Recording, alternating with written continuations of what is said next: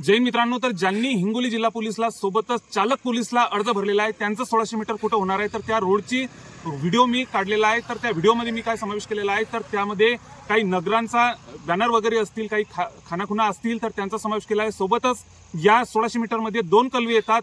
दुसऱ्या कलव्यावरून आपल्याला आपलं टार्गेट दिसते. आपलं 1600 मीटरचं एंडिंग हे आपल्या SRPF गट क्रमांक 12च्या गेटजवळ होत असते. आता आपण सविस्तरपणे तो व्हिडिओ बघू. तसेच तुम्हाला जर आणखी जशा काही या हिंगोली जिल्हा पोलीस बद्दलच्या, काही चालक पोलीस बद्दलच्या ज्या काही अपडेट पाहिजे असतील, तर तुम्ही मला कमेंटमध्ये विचारू शकता. सोबतच आता ज्या काही अपडेट तर मी आता टाकणारच आहे हिंगोली जिल्ह्याबद्दलच्या, ज्या काही आता अपडेट येत राहतील ग्राउंडच्या असो.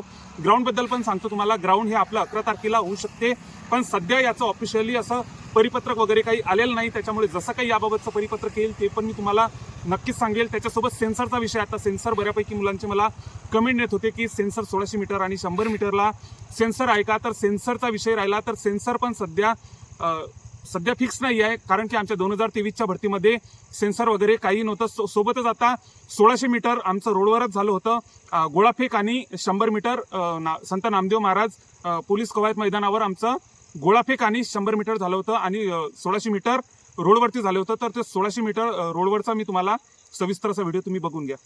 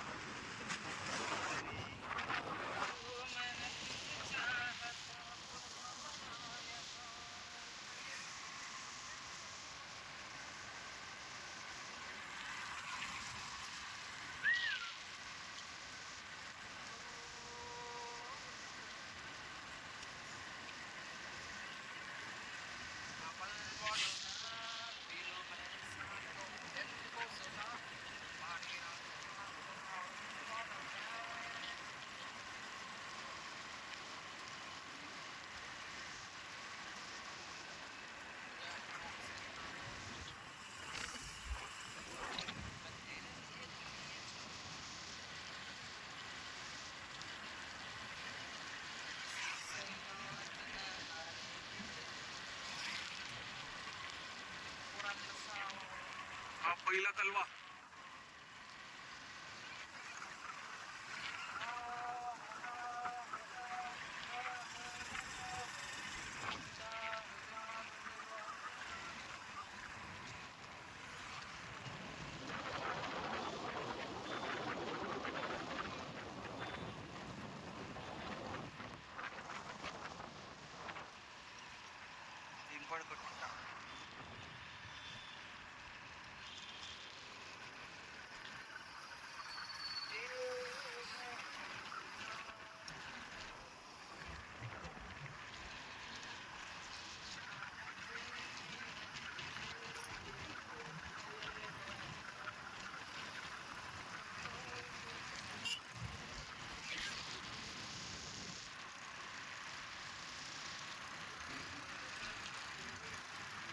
हा दुसरा कलवा आहे.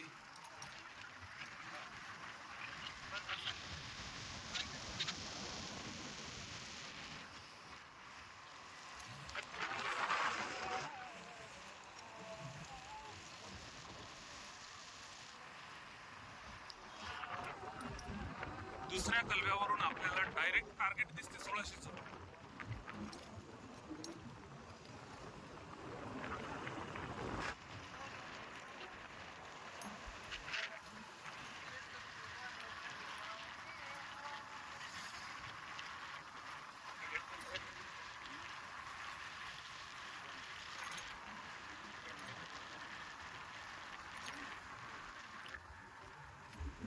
हे बघा, टार्गेट आपलं इथं कंप्लीट झालेलं आहे. हा SRPF गट क्रमांक 12 हिंगोलीचा गेट आहे.